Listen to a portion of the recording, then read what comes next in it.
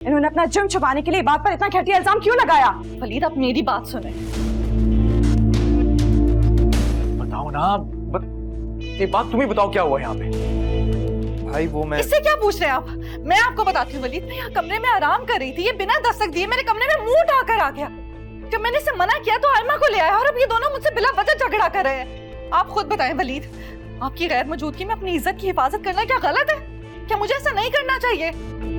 खुदा का खौफ खाएं भाभी, आप कॉल पर किसी से बात करी थी, आपने ये तक कहा कि आपको मोहब्बत थी, और जब इबाद ने आपसे पूछा तो आपने उस पर ही इल्जाम लगा दिया। एक लफ्ज और कहा ना तुम्हारा मुंह नोच लूंगी मैं। शबान, मेरा शौहर यहाँ मौजूद है, अगर उसे कोई सवाल करना होगा तो वो मुझसे करेगा। तुम कौन होती हो मुझसे जवाब मांगने वाली? वलीद, मैं आपको बता, मैं यहाँ कमरे में आराम कर रही थी, लेटी हुई अपनी दोस्त से बात कर रही थी कॉलेज की। हम तो सिर्फ पुरानी यादें याद कर रहे थे कि कितनी मोहब्बत से हमने वक्त गुजारा था, कितनी मोहब्बत थी हमें, और ये लोग मुझ पे इतना घिनौना इल्जाम लगा रहे हैं। पता नहीं कैसी कैसी बातें कर रहे हैं मेरे किरदार पर। और मैं आपको सच बताऊं ना तो ये आपका भाई यही गलत नीयत से मेरे कमरे में दाखिल हुआ था। भाई ऐसा कुछ भी नहीं है, भाभी गलत बयानी से काम ले। वाह, उल्टा चोर कुछ बाल को डांटे, मुझ पर इतने घिनौने इल्जाम लगा रहे हैं ये।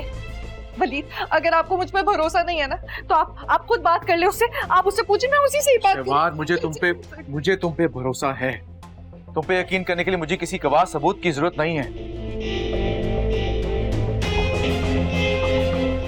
लेकिन अपने भाई इबाद पर भी मुझे खुद से ज्यादा भरोसा है। यकीनन तुम दोनों के बीच में कोई मिसअंडरस्टैंडिंग हुई है, और अफसोस के साथ कहना पड़ा कि बहुत बड़ी मिसअंडरस्टैंडिंग हुई है। प्लीज इस बात को अब यहाँ खत्म कर दो।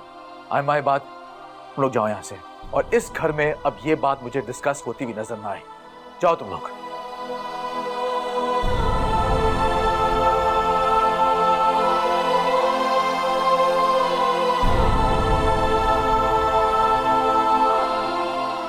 मुझे कोई बात नहीं करनी।